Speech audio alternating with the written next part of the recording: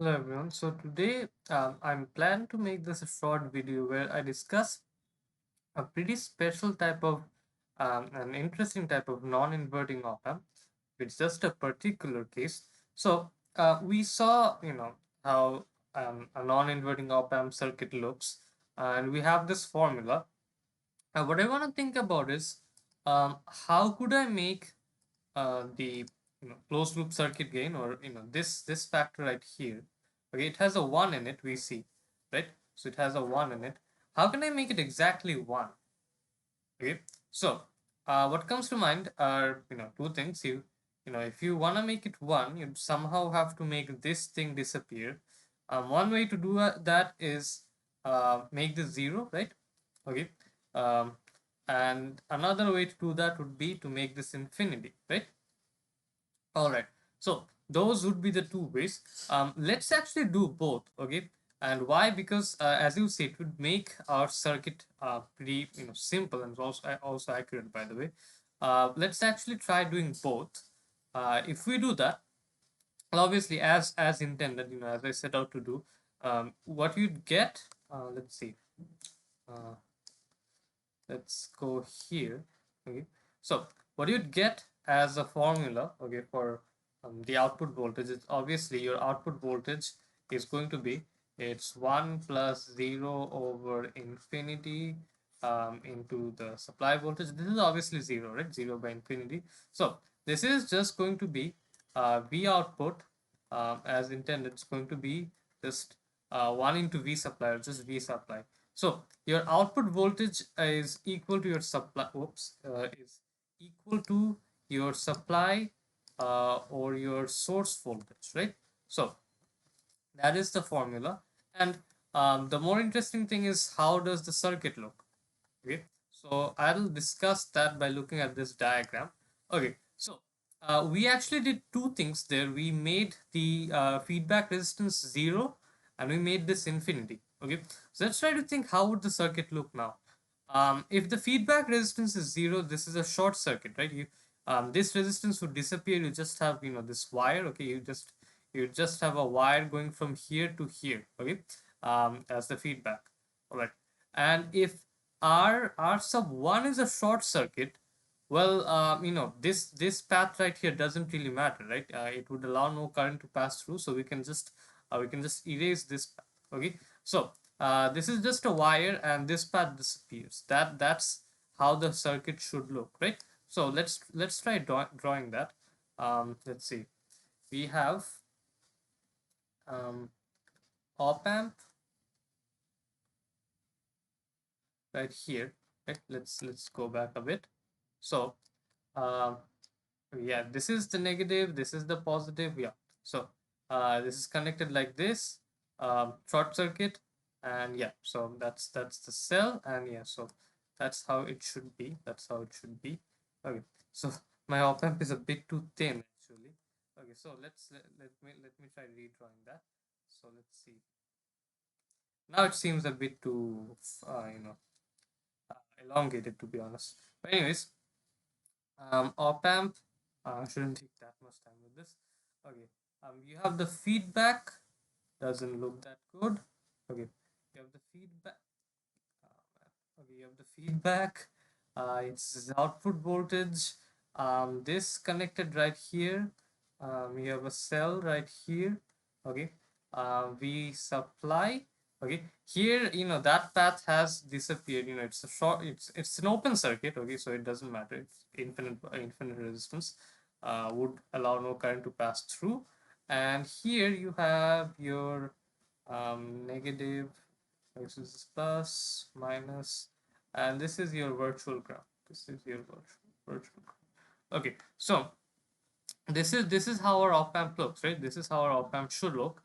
And the interesting thing is, your whatever you have here, okay, whatever you have here as your non-inverting input, that's going to be the same as, so this is equal to this, right? Obviously, and that's going to be the same as your output voltage. Your output voltage is just going to give you the non-inverting input, or the voltage of this cell right here. Okay, if you do in fact fit a cell right here, we saw in the last video, it really doesn't matter whether it's cell or not. All that matters is, that the non-inverting input. Okay, where was that problem? Yeah, I erased that part. But yeah, we saw in the last video that what really matters is, just the the you just have your non-inverting input. You know that. All right. So, and that's going to be your output. Okay. So here, this circuit actually has this actually has a special name. We see that it whatever voltage you have here, it just outputs that. That's all that it does. No amplification. Okay. It kind of just follows. Okay, follows this non-inverting input, and that's why it has a special name. It's called a voltage follower. Okay, so let me write that down. This is I'll choose green for this circuit. It's actually called a voltage follower. All right. So I'm pretty sure all of a lot of you are burning with this question. Why? What's the point of this? Okay. Especially, it's not really that difficult. Uh, if you wanna have the same voltage at two places. If you have been solving circuit problems for any small duration, you would realize that it's not really that difficult. Okay, if I have two circuits right here. Okay, any two general circuits right here. So say I call this the first circuit. I'll just write CIR. Okay, and you have another circuit. Let's draw another one. Let's see. So let's see. You have another circuit. Yeah. Second. Okay. All right. So um if you have like if you just connect these two by, let's see, wire here, wire here, and this is plus. Suppose that this is some, we'll call that our source voltage. Okay. You see why. But basically what I'm trying to say is, whatever voltage you have here, just by connecting these two wires, you'll have the same voltage here, right? You'll have the same voltage here. Okay. The same one here. Okay. Let's see.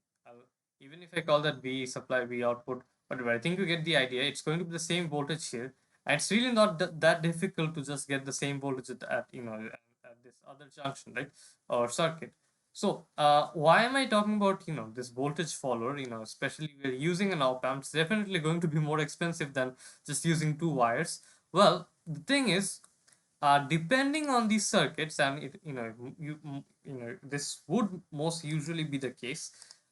You would have some current. Okay, like if this is the current going, entering the second circuit here, this would be the current exiting, or entering the the first circuit. So you would have some current that definitely wouldn't be negligible, depending on the circuits, flowing from one circuit to the other. Okay, you'd have a flow of current. Okay, to and from these two circuits.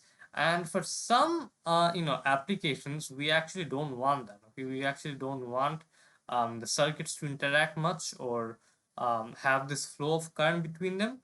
That we want to minimize or make the zero. And that's where our what do you call it, our voltage follower. Yeah, voltage follower.